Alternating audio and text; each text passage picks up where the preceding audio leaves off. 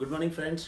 हम लोग स्टार्ट करेंगे आज अकाउंट्स का चैप्टर नंबर 1 जो है meaning and definition of partnership. Partnership में क्या क्या चीज़ें होती है, कौन से अकाउंट्स बनाए जाते हैं, ठीक है, कौन सी बातों का ध्यान रखा जाता है, वो सब सारी चीज़ें हम लोग पढ़ेंगे फर्स्ट चैप्टर में। इस हम कह सकते हैं कि बेसिक कॉन्सेप्ट्स ऑफ पार्टनरशिप भी कह सकते हैं, बेसिक फंडामेंटल्स ऑफ पार्टनरशिप कह सकते हैं, ठीक है ना। अब देखो, सबसे फर्स्ट हम लोग मीनिंग समझेंगे, what do you mean by partnership.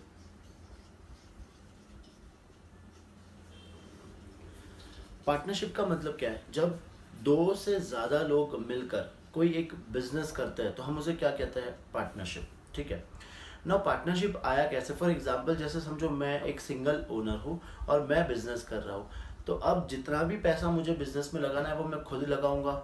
अगर मेरे पास रिसोर्सेज लिमिटेड रहा या फिर काम मेरे पास बहुत ज़्यादा है लेकिन मैं अकेला उस चीज़ को हैंडल नहीं कर सकता हूँ, तो हम सिंगल प्रोप्राइटरशिप से किस में कन्वर्ट हो जाएंगे? हम कन्वर्ट हो जाएंगे पार्टनरशिप में। तो पार्टनरशिप में कितने लोगों की ज़रूरत होती है? मिनिमम 2%। तो यहाँ पे हमें मिनिमम कितने लोग चाहिए? Minimum requirement is 2%। और मैक्सिमम लोग कितने हो सकते हैं? तो as per companies act maximum लोग हो सकते हैं 100%, उससे ज़्यादा नहीं। तो मिनिमम 2 और मैक्सिमम 100। नाउ अब इसका पढ़ेंगे हम लोग डेफिनेशन कि पार्टनरशिप का डेफिनेशन क्या है। देखो, पहले मैं पार्टनरशिप का डेफिनेशन लिख लेता हूँ, फिर उसको हम लोग टुकड़ों में पढ़ेंगे।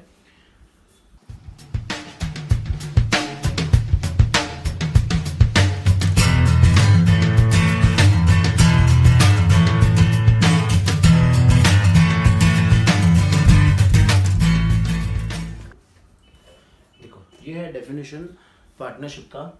Partnership is a relation between two और मोर पर्सन। सबसे पहले ये क्या है? एक रिलेशन बिटवीन है। जब दो जन साथ में मिलके बनते तो हम कहते हैं partnership is a relation between two और more person who have agreed to share profits. हम उस बिजनेस में क्या शेयर करते हैं? प्रॉफिट शेयर करते हैं, ठीक है। अब पार्टनरशिप हम लोग करें तो प्रॉफिट्स तो हो गई, तो वो प्रॉफिट्स को वो क्या करेंगे? जो दोनों पार्टनर्स है या जितने भी पार्टनर्स होंगे वो लोग आपस में क्या करेंगे? शेयर करेंगे, बिजनेस का प्रॉफिट शेयर करेंगे। कैरीड ऑन बाय ऑल और any one of them acting for all. या तो वो बिजनेस सब मिलकर चलाएंगे या फिर उनमें से कोई भी एक पार्टनर सबके बिहाफ पे वो बिजनेस को चला सकता है, ठीक है। ऐसा पॉसिबल है? क्यों नहीं पॉसिबल है? देखो, फॉर एग्जाम्पल, तीन पार्टनर्स ने मिलके एक बिजनेस स्टार्ट किया। तीन पार्टनर्स ने मिलके एक बिजनेस स्टार्ट किया। सब लोग ने सोचा कि इस बिजनेस का जो लोकेशन होगा वो होगा मुंबई, ठीक है। नाउ ये जो ए है ये कहाँ बैठा है? ये बैठा है राजस्थान में। ये जो सी है ये कहाँ है? ये है समझो कैलकाटा में। और ये जो बी है ये कहाँ पे है? मुंबई में है। तो ये तीनों ने मिलके एक बिजनेस स्टार्ट किया और वो बिजनेस का लोकेशन होगा मुंबई ना। अब देखो, ये डेली यहाँ मुंबई तो आ नहीं पाएंगे, तो ये बिजनेस कौन चलाएगा? बिजनेस चलाएगा बी। मतलब या तो ये तीनों मिलके बिजनेस चलाएंगे। तीनों मिलके कैसे करेंगे कि तीनों भी मुंबई शिफ्ट हो गए, तीनों मिलके बिजनेस कर रहे हैं, या फिर इन्होंने अथॉरिटी किसको दे दी है? बी को दे दी है, तो बी बिजनेस चलाएगा। तो कैरीड ऑन बाय ऑल, या तो सब मिलकर बिजनेस कर सकते हैं ये, या फिर कोई एक भी इस बिजनेस को चला सकता है, ठीक है। तो ये डेफिनेशन अगर तुम्हें समझ में आया तो इससे हम लोग आगे पढ़ेंगे। हम लोग पढ़ेंगे इसके फीचर्स और कैरेक्टरिस्टिक्स ऑफ पार्टनरशिप। सबसे पहले ये डेफिनेशन याद कर लो, फिर हम लोग नेक्स्ट पार्ट करेंगे, ठीक है। चलो, अब हम लोग नेक्स्ट टॉपिक इसका पढ़ेंगे, कैरेक्टरिस्टिक्स ऑफ पार्टनरशिप। इसको हम लोग फीचर्स भी बोल सकते हैं ना। ये सारे हैं। देखो, अब ये जो फीचर्स इसके आए हैं या फिर तुम्हें इसके लिए पहले क्या करना पड़ेगा? सबसे पहले तुम्हें इसका डेफिनेशन याद करना पड़ेगा। अगर डेफिनेशन याद है तो ये सारे पॉइंट्स तुम्हें इजीली याद आ जाएंगे। देखो, सबसे पहले फर्स्ट फीचर्स क्या है? 2 और मोर देन 2%। पार्टनरशिप को स्टार्ट करने के लिए कितने जन चाहिए? मिनिमम 2 या फिर 2 से ज़्यादा जन चाहिए, ठीक है। एग्रीमेंट अमंग पार्टनर्स, इनके बीच में क्या बनता है? एक एग्रीमेंट बनता है, ठीक है। नाउ वो एग्रीमेंट या तो ओरल हो सकता है या फिर रिटर्न हो सकता है, ठीक है। या तो ओरल होगा या फिर रिटर्न होगा। और जब एग्रीमेंट अगर हम लोग रिटर्न बनाएंगे तो उसे हम क्या कहते हैं? उसे हम कहते हैं पार्टनरशिप डीड। जब एग्रीमेंट को हम रिटर्न बनाएंगे तो उसे हम कहते हैं पार्टनरशिप डीड। और पार्टनरशिप के लिए ये पार्टनरशिप डीड क्या है? कोई कंपलसरी नहीं है, ये ऑप्शनल है। इसमें हम लोग डिटेल्स में अभी और थोड़ा बाद में पढ़ेंगे।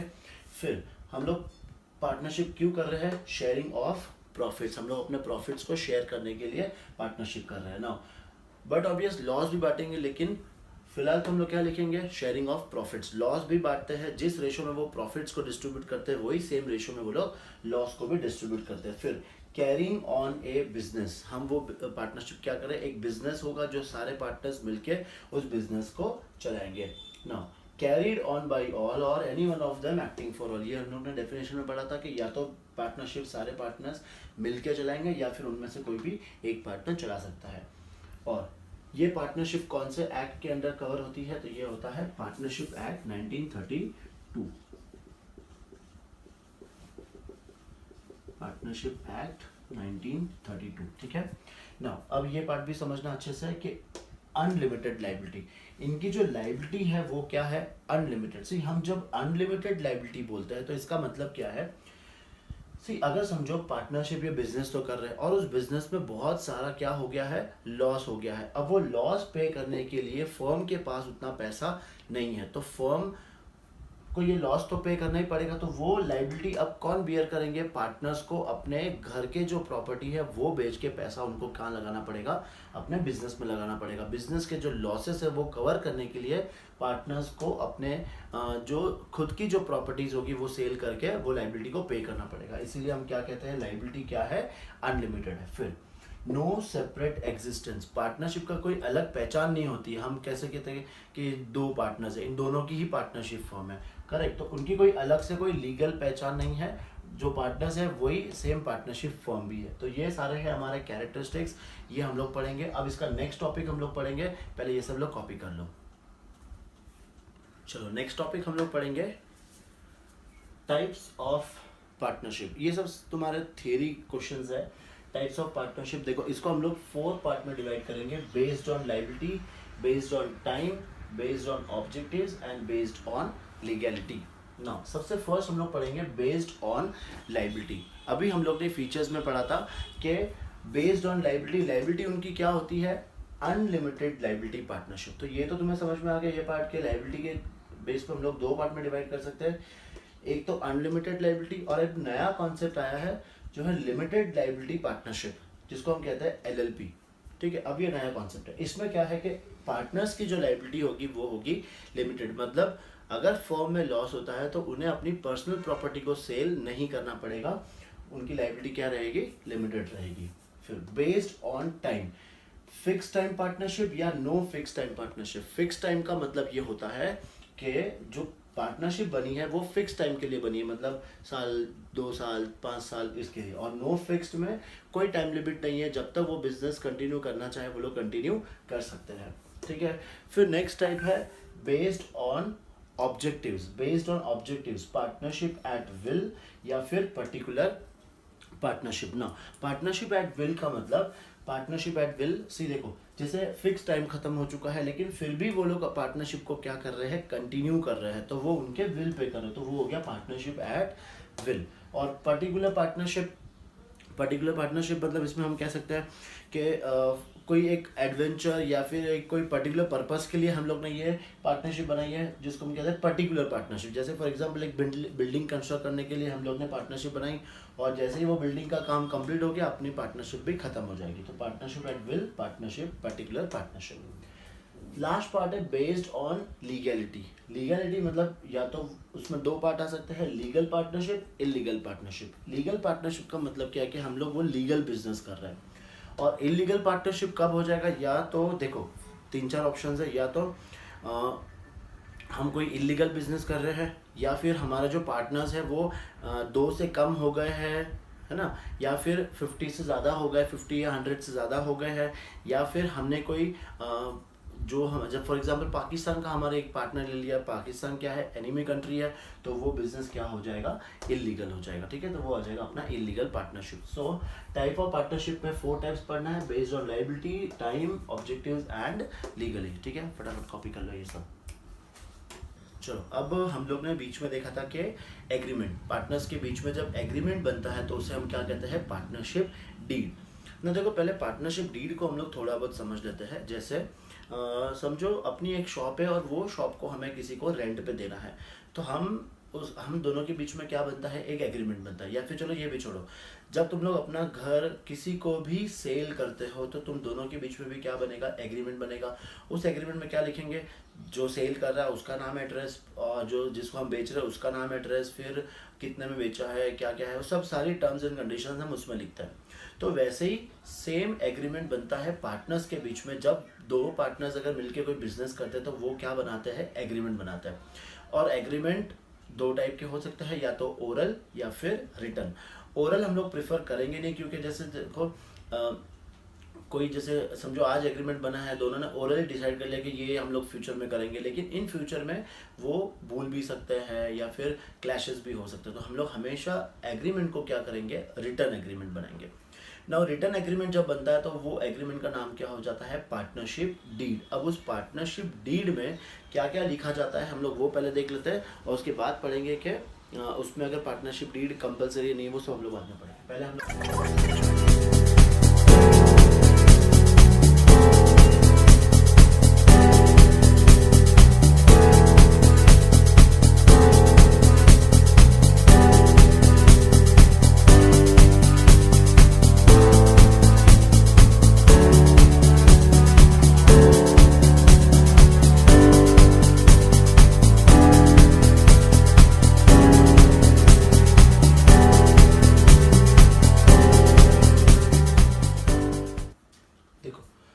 पार्टनरशिप डीड में ये बहुत सारी चीज़ें क्या होती है, रिकॉर्ड होती है। सबसे फर्स्ट है name and address of the firm, name and address of the partners, ठीक है। कैपिटल कंट्रीब्यूशन बाय पार्टनर्स, हर एक पार्टनर ने कितना पैसा बिजनेस में लगाया है। प्रॉफिट शेयरिंग रेशो, उनके बीच में प्रॉफिट शेयरिंग रेशो क्या होगा। नेचर ऑफ बिजनेस, कौन से टाइप का बिजनेस करेगा, उसका ड्यूरेशन कितना होगा, ठीक है। फिर इंटरेस्ट ऑन कैपिटल, ना ये अलग टर्म्स है कुछ, देखो interest on capital, interest on capital, salary, interest on drawings, ये सारा चीज़ जो आगे जो हमने लिखा है, ये सब पे आगे छोटा छोटा टॉपिक आएगा, और इस पे तो पूरे पूरे चैप्टर्स ही आगे जाके हम लोग पढ़ेंगे। फिलहाल के लिए अभी समझ लो कि इंटरेस्ट ऑन कैपिटल क्या होता है। पार्टनर्स ने फर्म में पैसा लगाया है, तो फर्म उनको क्या पे करती है, इंटरेस्ट ऑन कैपिटल। वो लोग फर्म के लिए काम कर रहे हैं तो उनको क्या मिलता है, सैलरी मिलती है, कमीशन मिलता है। अगर कोई पार्टनर एक्स्ट्रा काम कर रहा है तो उनको सैलरी और कमीशन मिलेगा। ड्राइंग्स मतलब फर्म से उन्होंने पैसा निकाला है, तो अब हम उनसे क्या लेंगे, इंटरेस्ट ऑन ड्राइंग्स लेंगे। हम का मतलब फर्म उनसे क्या लेगा, इंटरेस्ट ऑन ड्राइंग्स लेगा। अगर किसी पार्टनर ने फर्म को लोन दिया है तो उस लोन पे हम क्या रेट ऑफ इंटरेस्ट चार्ज करेंगे, वो भी इस डीड में लिखा होता है। और कंडीशंस, कब कब कंडीशंस के, एडमिशन, रिटायरमेंट या फिर डिसोल्यूशन जब होगा तो उस टाइम पे क्या क्या कंडीशंस होगी, वो सारी चीज़ें हम कहाँ रिकॉर्ड करते हैं, पार्टनरशिप डीड में रिकॉर्ड करते हैं। तो जैसे कि हम लोग ने ये पढ़ा था कि पार्टनरशिप डीड क्या है, ऑप्शनल है, ये कंपलसरी नहीं है। और अगर कोई भी चीज़ कंपलसरी नहीं है तो इसका मतलब सारे कोई लोग करेंगे नहीं। इसीलिए हम लोग आगे एक इम्पॉर्टेंट टॉपिक पढ़ेंगे कि in the absence of partnership deed, अगर फर्म में पार्टनरशिप डीड नहीं है तो क्या क्या लॉसेस पार्टनर्स को हो सकते हैं, वो है इसमें। और ये टॉपिक आता है एग्जाम में 1 या 2 मार्क्स के लिए। अब हम लोग ये पढ़ेंगे कि इसमें क्या क्या होता है।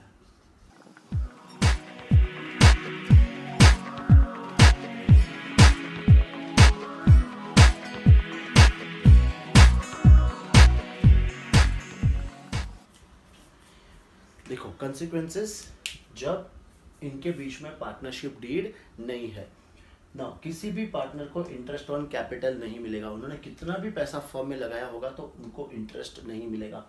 भले कोई पार्टनर एक्स्ट्रा काम कर रहा हो, एक्स्ट्रा एफर्ट्स डाल रहा हो, उसको कोई सैलरी और कमीशन नहीं मिलेगा। इंटरेस्ट ऑन ड्राइंग, पार्टनर कितना भी ड्राइंग्स करे बिजनेस से, उनके ऊपर कोई भी इंटरेस्ट हम चार्ज नहीं कर पाएंगे। और profit sharing ratio will be equal, ये सबसे बड़ा कॉन्सिक्वेंस है। कैसे, समझो किसी पार्टनर ने 1 करोड़ रुपए लगाया और एक पार्टनर ने लगाया सिर्फ 1 लाख, तो प्रॉफिट शेयर 1 करोड़ वालों को ज़्यादा मिलना चाहिए। लेकिन अगर उनके बीच में पार्टनरशिप डीड नहीं है तो उनको प्रॉफिट क्या करना पड़ेगा, इक्वल बांटना पड़ेगा, ठीक है। और इसका लास्ट पार्ट है कि अगर किसी पार्टनर ने फर्म को लोन दिया है तो लोन पे सिर्फ और सिर्फ इंटरेस्ट कितना मिलेगा, 6% पर एनम, इतना ही हमें इंटरेस्ट मिलेगा। तो देखा कि अगर पार्टनरशिप डीड नहीं होगी तो ये सारे कंसिक्वेंस थे, इसीलिए सारे पार्टनरशिप फर्म क्या करते हैं, अपने बीच में पार्टनरशिप डीड बनाते हैं। ठीक है, तो अब ये टॉपिक भी कंप्लीट हो गया है और क्वेश्चन जो आते हैं वो इसके ऊपर आते हैं कि अगर पार्टनरशिप डीड नहीं होगा तो क्या क्या करना है। देखो अब जैसे एक सिंपल सा एग्जांपल लेते हैं, एक्स और वाई दो पार्टनर्स है, एक्स और वाई दो पार्टनर्स है, दोनों ने मिलके एक फर्म स्टार्ट किया है। एक्स ने कंट्रीब्यूट किया है समझो 10 लाख और वाई ने कंट्रीब्यूट किया है 5 लाख और इनके बीच में पार्टनरशिप डीड नहीं है। फर्स्ट ऑप्शन में एक्स बोल रहा है कि उसको क्या मिलना चाहिए, इंटरेस्ट ऑन कैपिटल मिलना चाहिए, पर उसको नहीं मिलेगा। सेकंड, वाई डिमांड कर रहा है कि वो पूरा काम ऑफिस का संभाल रहा है तो उसको एक्स्ट्रा सैलरी मिलना चाहिए, तो वो नहीं मिलेगा। थर्ड, एक्स बोल रहा है कि जो प्रॉफिट होगा वो उनके कैपिटल के रेशो में शेयर करना है, लेकिन नॉट पॉसिबल। प्रॉफिट कौन से रेशो में शेयर होगा, इक्वली शेयर होगा। ठीक है, तो ऐसे छोटे छोटे क्वेश्चंस आ सकते हैं जहां पे तुम्हें ये सारी चीजें को ध्यान रखना है। ठीक है, चलो अब इसका हम लोग नेक्स्ट पार्ट पढ़ेंगे। जो हम लोग सीखेंगे एक नया टाइप का अकाउंट, वो है profit and loss appropriation account.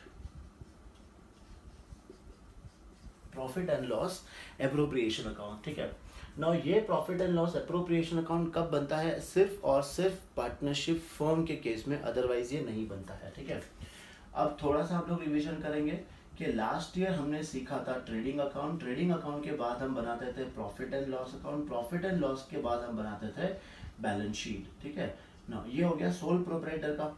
No यहाँ पे एक एक्स्ट्रा और एक अकाउंट ऐड हो जाएगा पार्टनरशिप फर्म के लिए, जो है profit and loss appropriation account. ना यहाँ का जो ट्रेडिंग अकाउंट से हमें ग्रॉस प्रॉफिट मिलता था वो जाता था प्रॉफिट एंड लॉस में।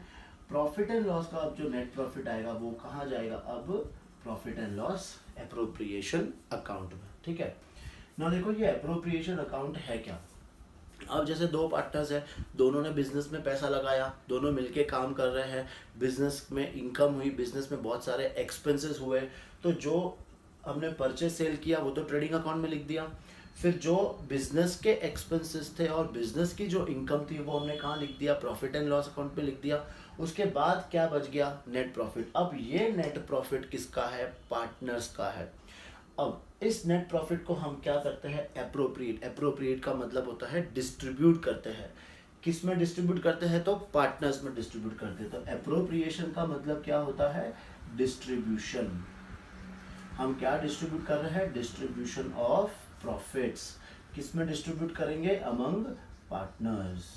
ठीक है, तो एप्रोप्रिएशन का मतलब होता है कि ये जो नेट प्रॉफिट आया था अब वो हम पार्टनर्स में क्या कर रहे हैं, डिस्ट्रीब्यूट कर रहे हैं। ना डिस्ट्रीब्यूट करने के लिए अलग अलग है, जैसे थोड़ा हम लोग क्या दे देंगे, इंटरेस्ट ऑन कैपिटल दे देंगे, थोड़ा हम लोग क्या दे देंगे, सैलरी या फिर कमीशन दे देंगे, कुछ अमाउंट हम रिजर्व में ट्रांसफर कर देंगे और थोड़ा हम लोग किससे वसूल करेंगे, इंटरेस्ट ऑन ड्रॉइंग्स। तो ये सारा मेरा क्या है, एप्रोप्रिएशन ऑफ प्रॉफिट्स। ना देखो अब ये दोनों तो अपने लिए क्या है, एक्सपेंस, फर्म के लिए एक्सपेंस है, ये भी हम लोग रिजर्व में अलग से पैसा निकाल के रखते हैं, और इंटरेस्ट ऑन ड्रॉइंग फर्म के लिए क्या है, इनकम।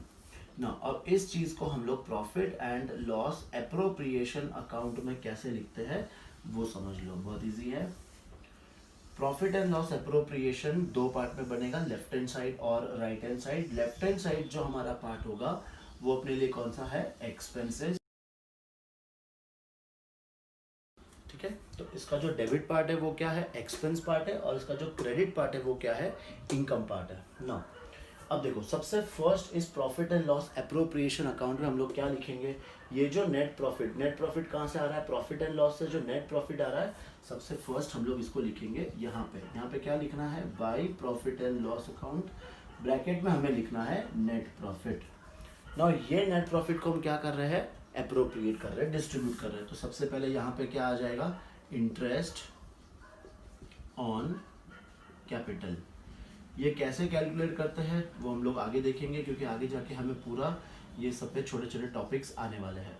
ठीक है, फिर हम लोग क्या दे देंगे, और सैलरी दे देंगे या फिर कमीशन दे देंगे पार्टनर्स को। क्वेश्चन में दिया होगा तो पे करना है, अदरवाइज कंपलसरी नहीं है। ये आ गया। फिर ये साइड में हम लोग क्या लिखेंगे, इंटरेस्ट ऑन ड्राइंग्स, बिकॉज ये अपने लिए क्या है, इनकम, और इनकम हम लोग कहाँ रिकॉर्ड करेंगे, क्रेडिट साइड में।